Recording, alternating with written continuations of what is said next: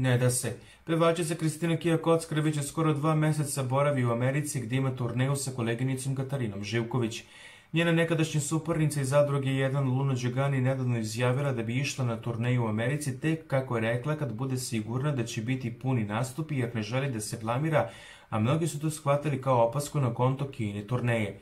Kockareva to ovako komentariše: ne znam da li je aludirala na mene, nije me ni spomenula. Čini mi se da je o sebi govorila. Za 1,5 dana napravila sam toliko toga, svaka pesma se našla na prvom mestu, dobila sam toliko nagrada, bila u žiriju Pinkovih zvezda i Pinkovih zvezdica.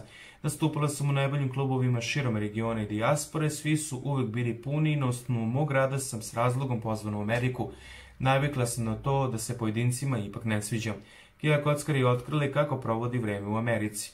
Ili sam u sobi na Netflixu ili u nekom restoranu. Obišla sam sva kazino u Las Vegasu, a i striptease klubovi širom Amerike, izjavili Kija za Kurir Stars, pa dodala: ovdje kupujem samo donji veš, inače nisam neki ljubitelj šopinga, pa kupujem, a da ne probam stvari po radnjama. Kija je otkrila i kako se slaže sa koleginicom Katarinom Živković na zajedničkoj turneji. Super, Mirza se vratio, ostala sam sa Kađom Živković. Bukvalno nismo imali ni jednu svađu ili neslaganje. Ne smaramo jedna drugu i volimo restorane, filmove, pa smo se lepo klopile. Bila je iskrena Kija.